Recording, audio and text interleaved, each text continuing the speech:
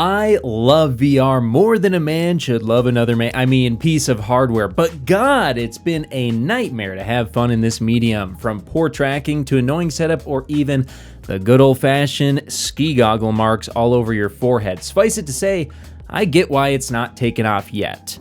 And I say yet because today might just be the day that VR finally starts to take off. I know, maybe I'm huffing copium, but fellas, the MeganeX Superlight 8K that I'm going to be reviewing today is unbelievably clear, extremely light, and with base stations, it has near perfect tracking, meaning that you just throw the headset on and have a good time. That's something I have not ever been able to say up until now. But I do want to mention this headset was sent to me for this review, but all my opinions are my own, and I'll say this is by no means a perfect device, and believe me, I won't hold back on my criticisms. That said, while it's not perfect, boy is it good. We're talking about a headset that jacks straight into Steam VR with a DisplayPort connection, meaning ultra low latency and no compression, that weighs less than an iPhone at roughly 179 grams and packs an insane 4K or 3552 by 3840 pixels per eye at 90 hertz for the refresh rate. Now, 90 hertz might sound low if you're used to gaming monitors, but actually it does still feel great in VR, and I'll say it's definitely enough to keep you immersed. Although, sure, I would like a little bit more given the opportunity, and that's the big selling point of VR, immersion. And oh boy, does the MeganeX Superlight 8K have it, because did I forget to mention that on top of the ball-busting dual 4K resolution, that the panels themselves are actually micro OLED, meaning that you'll get infinite contrast as well as HDR support? That's crazy. Now, not everything about this headset is sunshine and rainbows though, as I did find the setup process somewhat unintuitive and actually spent over 30 minutes. I mean, maybe I'm just a doofus, but it took me that long getting it up and running the first time. But once I got it figured out, it took me less than a minute to hop into virtual 18 plus, rated E games. And speaking of gaming, my first impressions, they blew me away. The first thing that jumped out at me after I adjusted the IPD to these lookers was that 4K per eye OLED is the magnum opus of VR gaming. Every tiny little detail on surfaces and objects was visible in a way to me that I had never seen before. Text on objects, both up close and at a distance, was finally readable, and textures that I never knew existed were right in front of my eyeballs. Half-Life Alyx in particular had tremendous texture detail that I did not expect to see out of a VR title. You gotta see this, it's kind of crazy. Now, the sweet spot for this headset, thanks to the pancake lenses, overall I'd say was pretty decent, but it didn't quite reach the heights of Meta's Quest headsets, which have near perfect edge-to-edge clarity, or the Pimax Crystal Light, which is also great.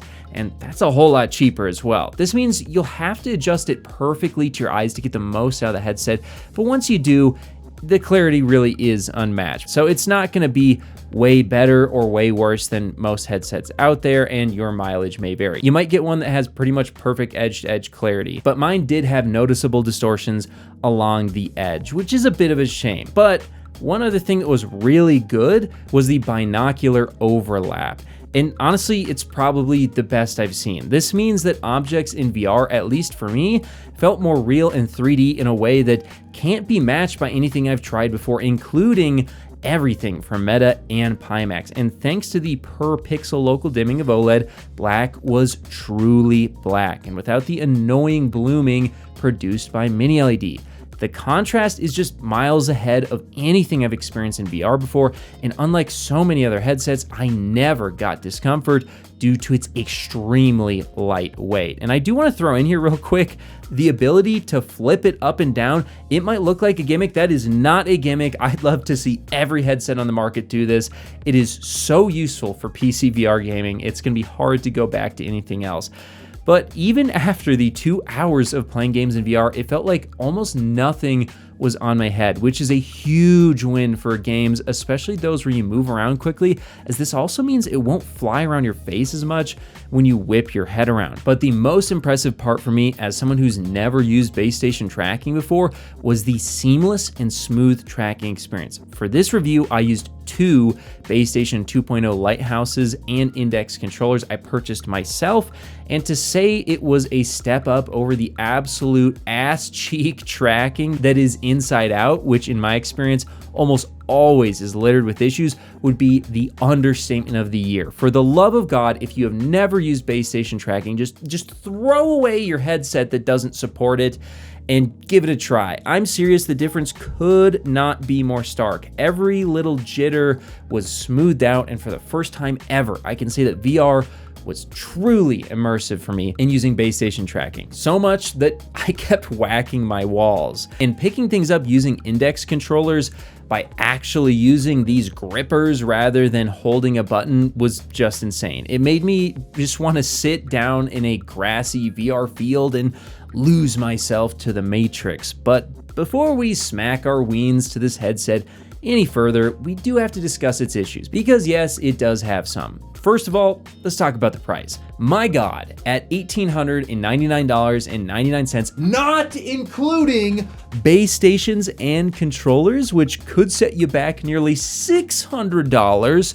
So all in all, you're talking nearly $2,500, is just an insane asking price. But you know what? To be fair, some premium TVs and monitors can also occupy similar price points, and they don't offer what this does. So I can't really hate on them for that. And also, yeah, it does have distortion near the edges of the lenses, and that would be fine if the FOV was massive, but it's just not. Now, in most VR headsets, I feel like I'm looking through two toilet paper rolls, whereas on this one, I feel like I'm looking through one slightly larger toilet paper roll.